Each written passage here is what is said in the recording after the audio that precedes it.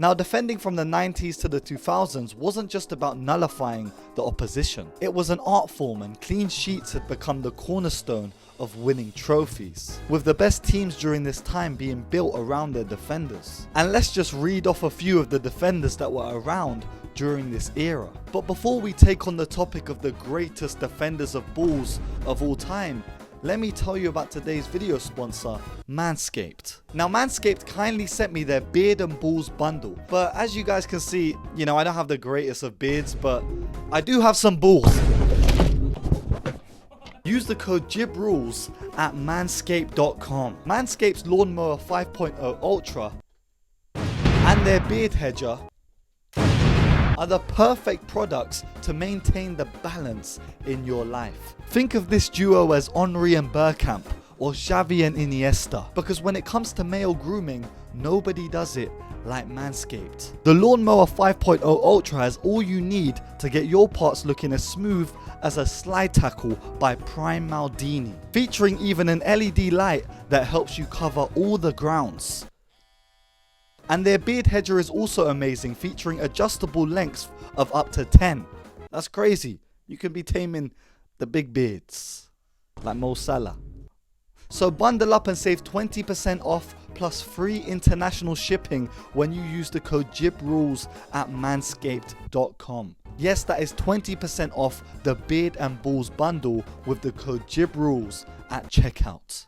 For me, a defender that got completely overlooked during this era was Puyol, because this noodle-looking haired warrior was the backbone of Barcelona's defense from the 2000s all the way until the early 2010s. And as their captain, he played a pivotal role in one of their most successful periods in their history, making over 590 appearances for Barcelona. And he thrived at both centre-back and right-back and was a true leader in the defence. And even though during the latter stages of his career he got clowned on by the likes of Di Maria, during his prime, he was one of the hardest defenders to come up against one-on-one. This is a 6-time La Liga champion and 3-time Champions League winner. And while we're on the topic of warrior-like defenders with long hair, we have to talk about Paolo Maldini. Arguably the greatest defender in football history, Maldini had it all. Spending his entire 25-year career at AC Milan, he made over 900 appearances, whilst winning 26 trophies, with 5 of them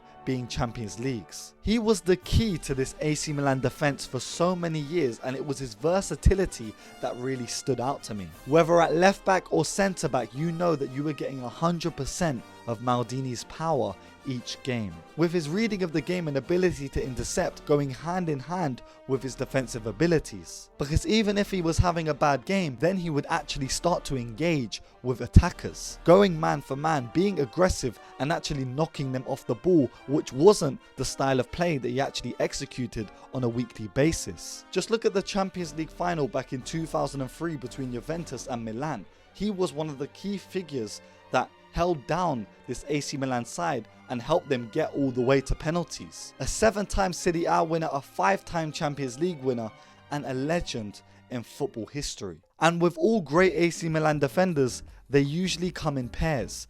So how can I talk about Maldini without talking about Alessandro Nesta? Now, Nesta was the archetypal Italian defender, composed, tactically aware, physically dominant, and the ability to play an amazing pass. After establishing himself at Lazio, he became one of Milan's all-time greats, with this almost surgical ability to time tackles without conceding fouls. His chemistry with Maldini throughout the 2000s created this almost impenetrable defense, helping this side to 2 Champions League titles in 2003 and 2007, whilst also being a 4-time Serie A champion. But if we want to talk about a defender that many just overlook, we have to talk about Rafael Marquez, a Mexican maestro that anchored Barcelona's defense during the mid-2000s, alongside an emerging Puyol. And this guy is also a legend of the Mexican national team. Nicknamed the Kaiser of Michoacan, Marquez was, a leader in any defensive line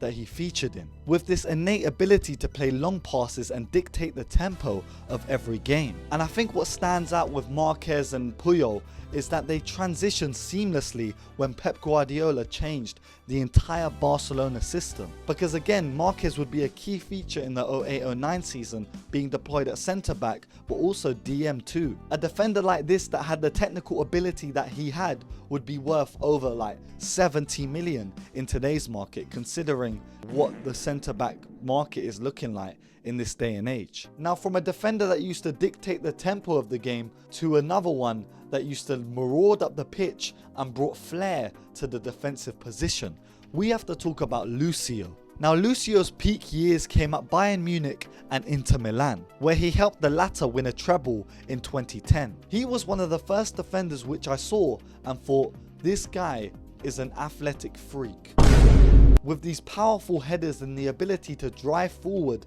with the ball. And I think most people remember Lucio for that campaign with Inter, but it was, his time at Bayern Munich. He was even better, winning 3 Bundesliga titles and also being a part of the Brazil World Cup squad back in 2002. And before you guys get onto me and say, why is Jib not talking about no English centre backs? Well, let's briefly talk about John Terry during his prime. John Terry was the embodiment of Chelsea's solidity under Mourinho, helping the club dominate English football during the mid-2000s. But what made him great was not only his leadership, but his aerial dominance. Right now in football, people are blabbering on about Gabriel, but I've seen it.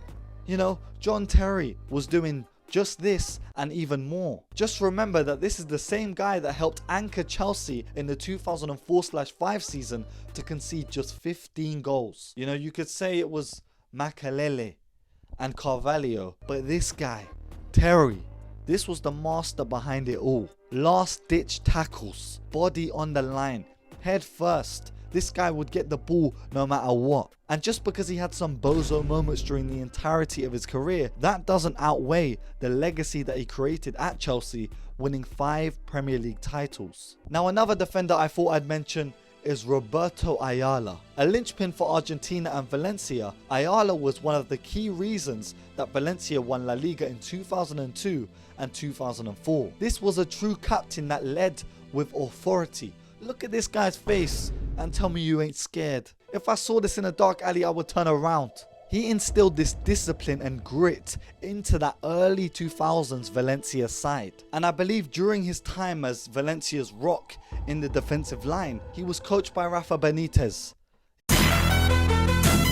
And whilst we're talking about defenders that strike fear into the opposition with one look, let's talk about Jaap Stam. Stam was a colossus in defence, excelling during his years at Manchester United before continuing in Serie A. Renowned for his physical dominance, Stam formed an integral part of Sir Alex Ferguson's back line, and specifically his treble-winning side in 98/99. He was the original defender with the physical prowess in the Premier League, standing at 6'3", looking like, I don't know, what's that film with Jason Statham? Jaap Stam played with this fearless approach to the game. He did not care who you were, what attacker it was. He was going to try his best and put his body and his head shape on the line.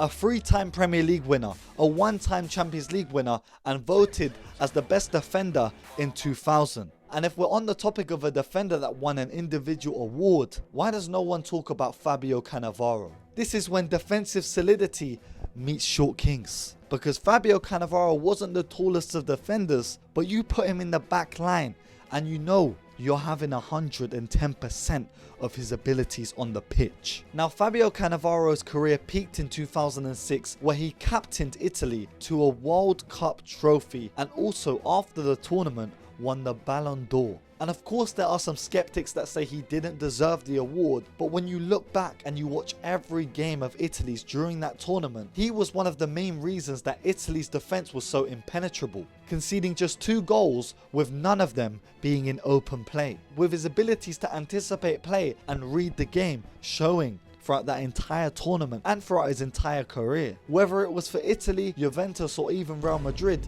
Cannavaro really stood out as a leader in every side that he was a part of. And I think what makes me mention him in this video the most is that Cannavaro stood 5'9" in an era where strikers were massive, but still it did not matter to Cannavaro. Now another defender that also had a spell at Juventus is Lilian Thuram. One of the more understated defenders during this era of football, he still stands out as one of the best, especially for his performances for France in the '98 World Cup and 2000 Euros. He was a reliable defender that could adapt to any system, and on his day he would help out getting goals when his team needed him. And one that might instantly come to a lot of your minds will be in the '98 World Cup, where Thuram scored 2 goals to beat Croatia 2-1 in the semi-final. Now the defenders during the 1990s and 2000s were celebrated due to their individual brilliance, often carrying teams on their shoulders, which is a huge contrast to modern football, because modern systems emphasize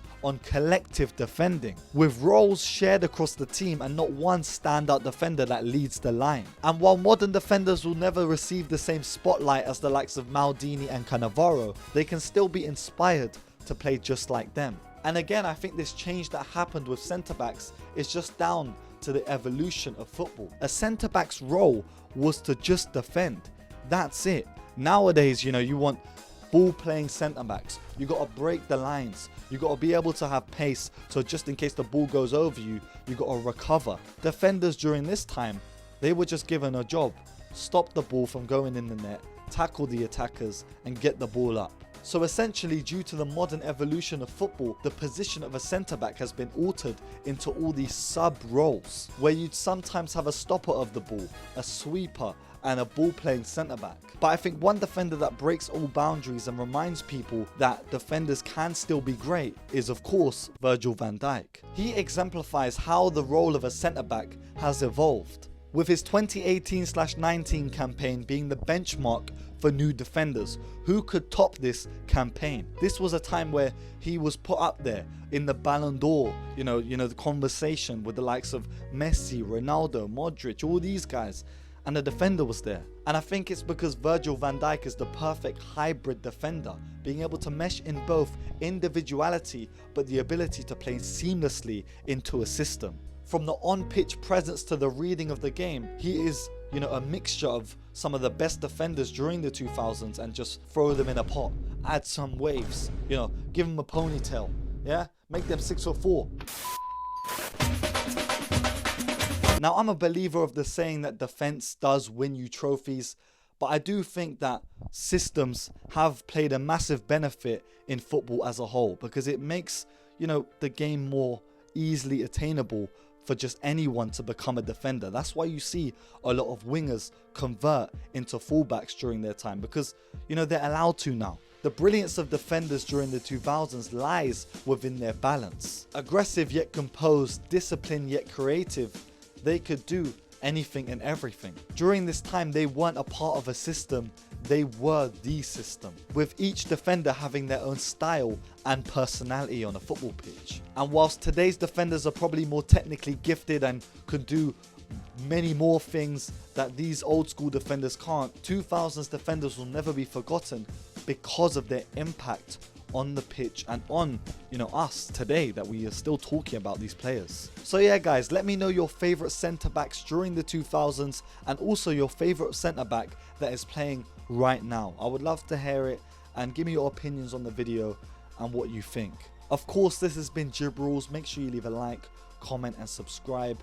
You can support the channel by becoming a member as well. It's up to you. Who actually cares? This has been me. Stay safe, stay blessed, and peace.